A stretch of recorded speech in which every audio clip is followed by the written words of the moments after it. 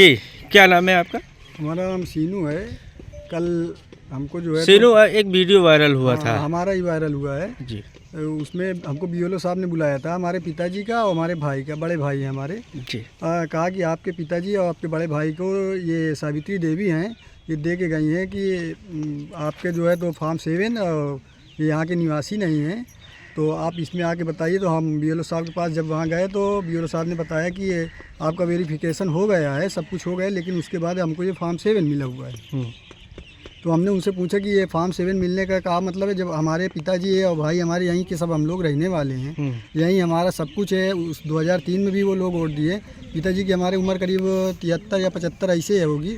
वो तो बहुत दिनों से वोट देते ही चले आ रहे हैं बराबर हर उसमें। अब आज उनका नाम काट दिया जाएगा, ये दूसरे कहने से अगर नाम काट दिया जाएगा तो ऐसे तो हम लोग किसके कहने पे किसके कहने पे नाम काटे जा रहे हैं? ये सावित्री देवी हैं, इनका मोबाइल नंबर हमको याद नहीं अभी इस टाइम। सावित्री देवी कौन है? ये हमारे ना गांव की हैं ना कहीं की हैं, हम इनको जानते भी नहीं, ना इनको हमने देखा है कहीं।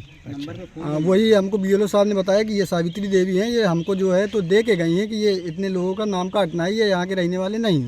अच्छा हाँ, जबकि ये जो जितने लोग हैं ये इनमें से हम जितने वो जानते हैं अधिकांशतः वो सब लोग यहीं के रहने वाले हैं और यहीं प्रॉपर रह रहे हैं, उनका घर भी यहीं है, सब कुछ यहीं है और अदर कहीं है भी नहीं। लाइन जारी की थी तो उस गाइडलाइन पे आप लोगों का नाम है? नाम है हमारा, 2003 में भी नाम है, 2011 में भी नाम है, 2025 में भी जो अभी इलेक्शन हुआ था इसके पहले वाला, उसमें भी नाम था, सब लोगों ने वोट दिया है। अच्छा, जो आपने 70 लोगों का मामला उठाया है, हाँ। ये खैराई ग्राम सभा है। हाँ, खैराई ग्राम सभा से 70 लोगों को जो आपने नाम उठाया है, उन सब लोगों को सूची में, पहले की सूचियों में विधानसभा या लोकसभा में नाम था? नाम था उनका, 2003 में नाम था। वो सब लोग अपना वेरिफिकेशन भी करवा चुके हैं। ये हम बीएलओ साहब से हमारी बात भी हुई है उनसे, तो वो कहें कि आपका वेरिफिकेशन हो गया है, आप लोग अभी निश्चिंत रहिए। उन्होंने हमको आश्वासन दिया कि ये जो हमको फार्म 7 दिया गया है हमारे कलम से कुछ नहीं होगा, हम आपका कैंसिल नहीं करेंगे, आप लोग आश्वस्त रहिए, हम आप लोगों की भावनाओं को समझते हैं। दूसरी बात ये गलत नहीं होगा आपके साथ में। बीएलओ के साथ साथ आप और उच्च अधिकारियों के पास कहीं पर शिकायत की इसकी? नहीं, अब हम लोग जाएंगे इसके बारे में, अभी हमको कल ही पता चला शाम में, वजह की वजह से नहीं जा पाए, तो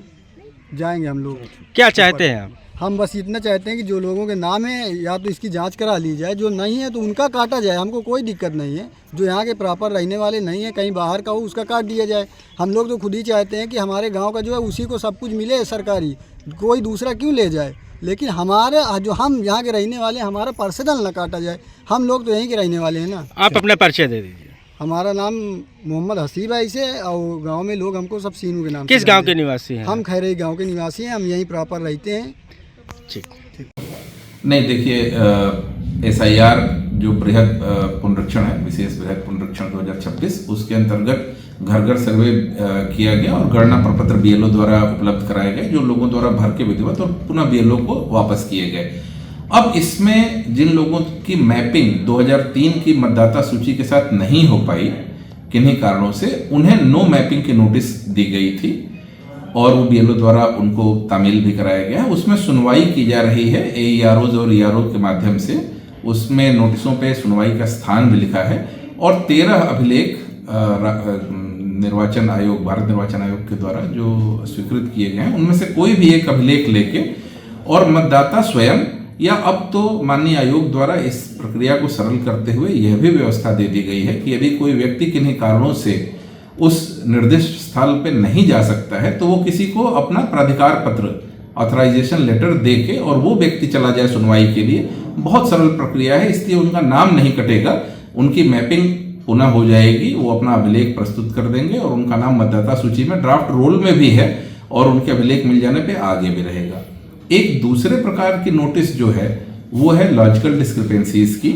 इसमें जिसके साथ मैपिंग कराई गई है उसके माता पिता या दादा दादी, उनके नाम में कुछ भिन्नता हो सकती है, या यदि माता पिता से और जिस मतदाता की मैपिंग कराई गई है उसकी उम्र में 15 वर्ष से कम का अंतर हो, या माता पिता में जिससे मैपिंग कराई गई हो मतदाता की उम्र में 50 वर्ष से अधिक का अंतर हो, या यदि ग्रैंड पेरेंट्स से मैपिंग कराई गई हो और उम्र में 40 वर्ष से कम का अंतर हो, तो इसको सिस्टम जनरेटेड, ये थोड़ा सा ये है कि उनको नोटिस गई है, उसमें बीएलओ को ही वो डॉक्यूमेंट अपने उपलब्ध करा दे और जिस व्यक्ति का डॉक्यूमेंट उपलब्ध करा दे रहे हैं उससे वो अपने रिश्ते के संबंध में, अगर पिता हो तो कोई एक ऐसा अभिलेख कि उनके पिता होने की उसमें है उल्लेख, वो जमा कर दें और उनका नाम मतदाता सूची में रहेगा। इसलिए ये एक सामान्य प्रक्रिया है, इसमें कोई भी घबराने की बात नहीं है। सभी के सहयोग के लिए बीएलओज हैं, सुपरवाइजर हैं, एआरओ पर्याप्त संख्या में एआरओज भी लगाए गए हैं, इसलिए इसमें किसी को परेशान होने की जरूरत नहीं।